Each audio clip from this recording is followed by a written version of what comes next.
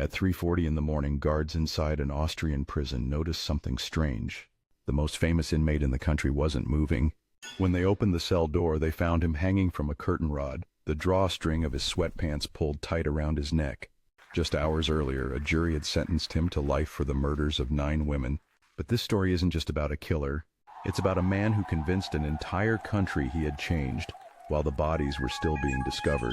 A number, a name, rank of 96, confirmed victims 11, suspected victims 15, and a count that cannot be undone. Tonight's entry in our countdown of the most deadly serial killers by victim count. Behind every statistic is a story, and behind every story, a veil. This is Behind the Veil Truths. Jack Unterweger. Country, Austria, USA, Czechoslovakia. Suspected victims 15. Born August 16, 1951 in Styria, Austria, Jack Unterweger was the illegitimate son of an American soldier and an Austrian prostitute. He grew up in the shadowy world of prostitution, drugs, and violence. Little wonder then that he displayed early developmental problems, a volatile temper and a tendency to skip out on school whenever the mood took him. Unterweger had his first major brush with authority when he was 16 years old. On that occasion, he was arrested for assaulting a prostitute, a precursor of what was to come. Over the next decade, he would be in and out of prison on a catalog of charges. Usually they were for sexual assaults on women. Given his history of violence, it was inevitable that Unterweger would eventually push things too far. In 1976, he was arrested for the murder of a prostitute. "She reminded me of my mother," was his only defense. He had bludgeoned the woman with an iron bar, then strangled her to death with her own brassiere. Unterweger was sentenced to life imprisonment.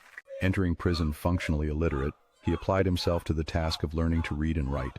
Then, amazingly, he launched a jailhouse career as a writer, with the publication of his autobiographical tale, Purgatory. Poems, plays, and short stories followed, and before long, Unterweger was being hailed by Vienna's Café Society as an unheralded genius. In time, a groundswell of support escalated into a clamor for his early release, and with many prominent Austrians adding their voice to the cause. Unterweger was paroled on May 23, 1990. He had served just 14 years of his life sentence. He claimed to be a changed man, and Austrian society certainly seemed prepared to take him at his word. Unterweger became an overnight sensation, with TV appearances, newspaper interviews, and invitations to the most exclusive parties. He wore the best clothes, took to driving a Ford Mustang with a personalized license plate, and began dating a beautiful blonde model. But the public persona that Unterweger projected was nothing more than a thin veneer. Even as he was being feted by the cream of Austrian society, he was stalking the streets of Vienna, raping and beating and strangling. Like this content, like and subscribe to Behind the Veil Truths. In October 1990, Brunhilde Masser, a prostitute from Graz, was reported missing. 2 months later, in early December, another prostitute, Heide Marie Hammerer, disappeared.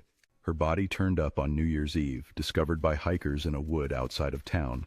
She'd been severely beaten, before being strangled to death with her bra. A few days after that gruesome discovery came another. Brunhilde Masser's badly decomposed corpse was found in a quiet wood in Bregenz. Despite the obvious similarities between the murders, the Austrian police were adamant that they were unrelated. That viewpoint would change on March 7, 1991, when yet another prostitute, Elfriede Schrempf, went missing from Graz. Then within the space of a month, 4 more prostitutes, Sylvia Zagler, Sabine Moitzi, Regina Prem, and Karen Araglu, all vanished, leaving the police in no doubt that they had a serial killer in their midst. That killer was about to take his deadly show on the road. In June 1991, an Austrian magazine hired Unterweger to write a piece on crime in Los Angeles. Gladly accepting the commission, Unterweger flew to L.A., where he arranged ride-alongs with the LAPD and began writing a series of articles focusing on prostitution in Hollywood. But the police ride-alongs were not the full extent of Unterweger's research. On June 20, 1991, 35-year-old prostitute Shannon Exley was found strangled to death in Boyle Heights. 10 days later, Irene Rodriguez was found dead in the same neighborhood. And on July 10th, another streetwalker, 26-year-old Peggy Booth, was found murdered in a canyon in Malibu. All 3 women had been brutally beaten before being strangled with their own brassieres. All 3 had been sexually violated with tree branches. As the LAPD's investigation into the murders came up blank, the killer they sought was back in Austria, and he might never have come under suspicion had a vigilant Interpol officer not picked up similarities between the LA murders and the still unsolved Austrian series. Inevitably, suspicion began to fall on the man who had been in both locations at the time of the crimes, convicted murderer Jack Unterweger. Do you love true crime stories? Join our channel and subscribe to Behind the Veil Truths. In February 1992, Austrian police were finally ready to bring Unterweger in for questioning, but by the time they raided his home, he had already fled, moving first to Switzerland, then France, then Canada, and finally back to the United States. Throughout that flight, Unterweger was in touch with the Austrian media, alternately proclaiming his innocence and delivering "catch me if you can" taunts to the police. Unterweger was eventually run to ground in Miami, Florida, a trail of credit card receipts leading to his capture. Then there was a fight over jurisdiction. Wanted for 6 murders in his native Austria, 3 in the United States, and 2 in Czechoslovakia, who would try him. Eventually a deal was struck whereby Unterweger would be returned to Austria, but would be tried there for all 11 murders. After several delays, the trial eventually got underway in Graz on April 20th, 1994.